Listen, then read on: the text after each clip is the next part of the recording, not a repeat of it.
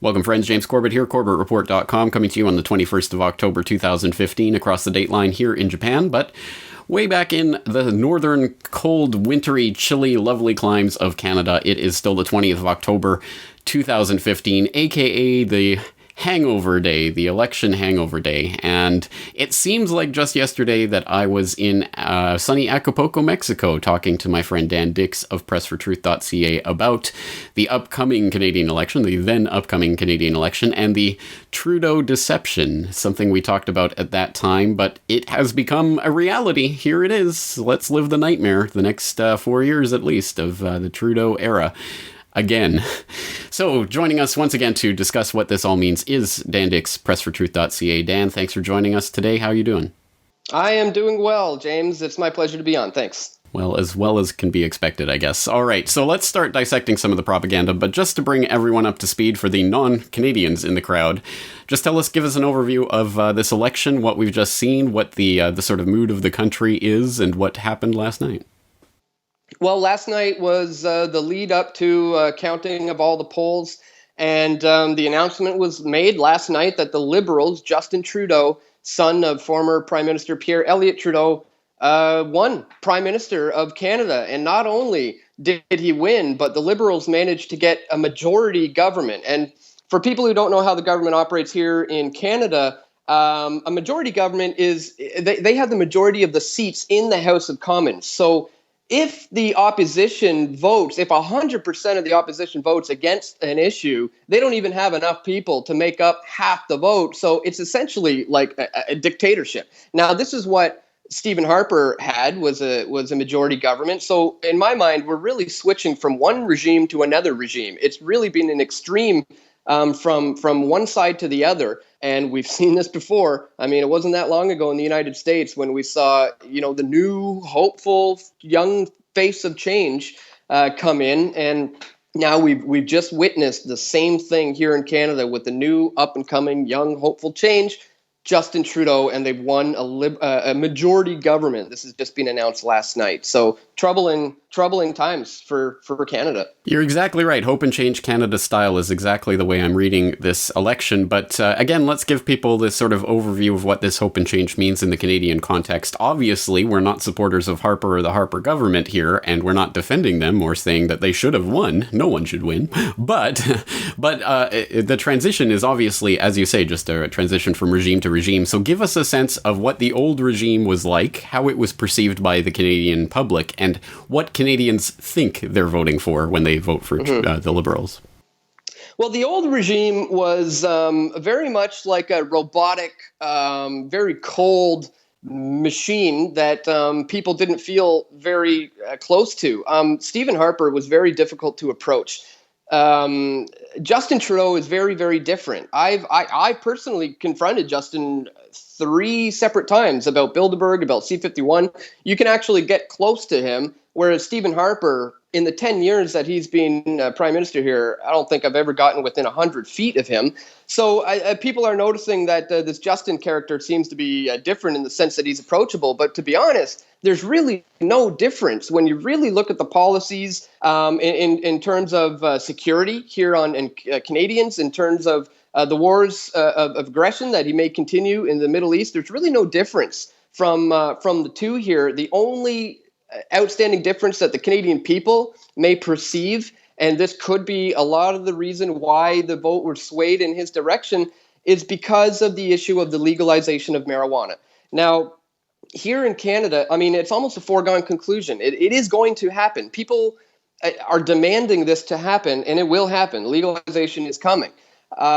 Justin Trudeau and the Liberals are seizing this opportunity to gain control. And people of Canada need to understand that his version of legalization is not necessarily going to be the type of legalization that the medical patients and the people here who benefit from medical cannabis are going to actually want. So this could be a bit of a people being duped in by him playing the marijuana card on the campaign trails. So he says this is the first thing he's going to do.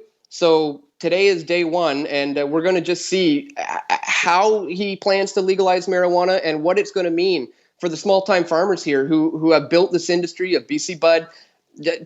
I'll tell you what's happening, James. He's bringing in Marijuana Inc., and he's going to be giving all the licenses to these licensed producers, wiping out all the mom and pops here. And it's not going to be the legalization which we want to see, full legalization, like it's tomatoes or something. Like you can grow it yourself if you'd like. It's not going to be like that around here. He's going to follow what we pointed out in the Trudeau deception is like the alcohol model in Ontario, where it's a monopoly. It's only a small cartel that get all of the distribution rights. And if you want to play, if you want to be on the shelves with the big boys, you got to have the inside connections. You got to have millions and millions of dollars.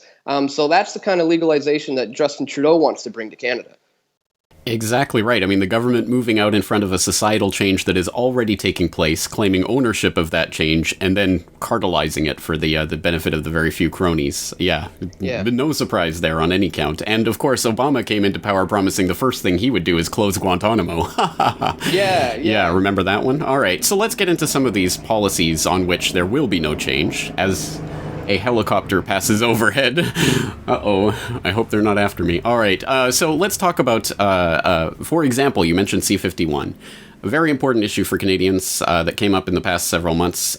This was a anti-terror legislation. Of course, the real terrorists are the ones in government passing this type of legislation that destroys any thought of the semblance of the Canadian Charter of Rights and Freedoms, any idea that that piece of paper was going to uphold any sort of liberties. But let's talk a little bit about what C-51 is and what Trudeau's position on it is. Sure. Well, when this came out, it really was heightened and talked about in the wake of the Ottawa shooting.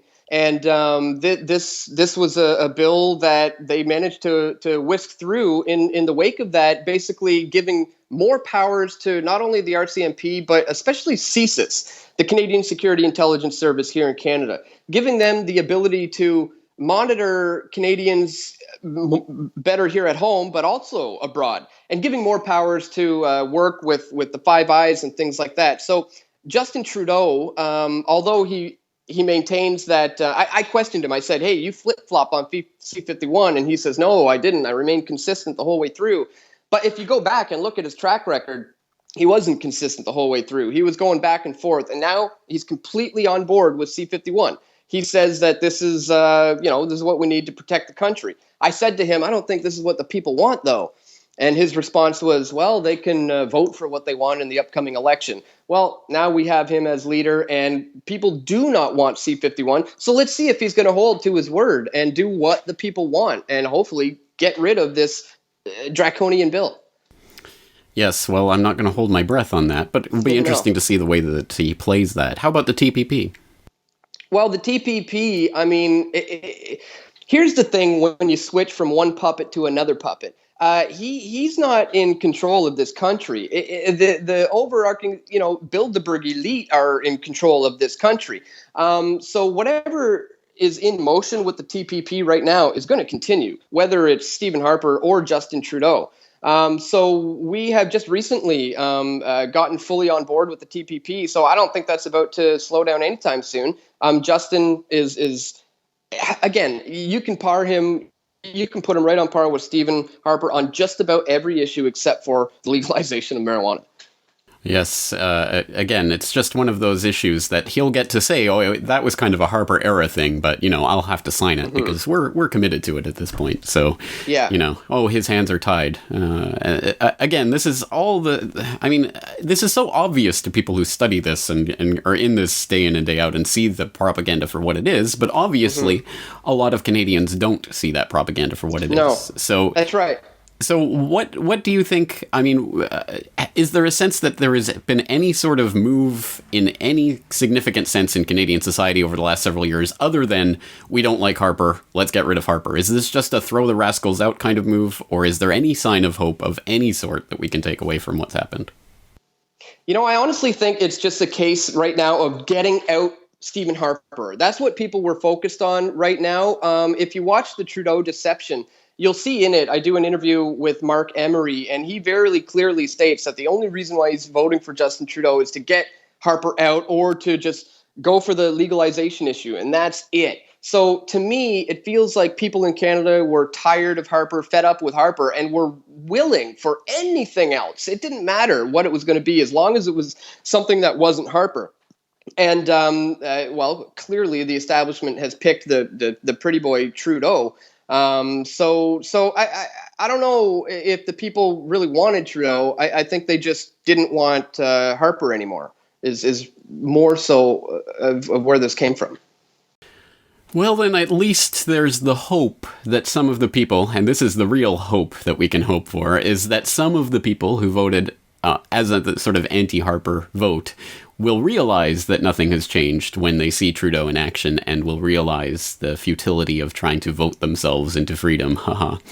All the people who are saying to me now and saying, haha, see, you're talking about the democracy, deception, and this and that. I can guarantee you in 4 or 8 or 10 years from now, these very same people are going to be demanding that we vote Trudeau out. They're going to be saying we have to vote him out of here. These same right. people. Yeah. These very same people in a few years from now are going to be demanding that we get to the polls and vote Trudeau out of there. Exactly. Remember when people were sick of Paul Martin? We need a change. Oh, Harper. Yeah. Sick of Harper. Yeah. Let's vote in Trudeau. Oh, and the cycle continues over and over and over and over. Very sad, but again, let's hope that there are some people out there who can wake up to this. There are obviously more people falling out of that matrix every day, and you are a part of that with the work you're doing at Press for Truth. Tell people, obviously, I'm assuming you're going to be covering this issue in greater depth in your channel in coming days. Tell people how they can find you. Yeah, for sure. Check us out at PressForTruth.ca. There we have, you can watch, we called it the Great Canadian Deception, where we get into all the candidates leading up to this election. And so we have the May deception, Trudeau deception, Harper deception, and Mulcair deception, and then the democracy deception. And you can catch that all at PressForTruth.ca. And we'll be talking about this more as we continue on my YouTube channel at youtube.com/weavingspider. Excellent. Looking forward to it. We'll link up all of those videos in the well, at least the Trudeau video and the democracy video in the show notes for this interview at CorbettReport.com. Dan Dicks, thank you for your time as always. Thank you. Take care.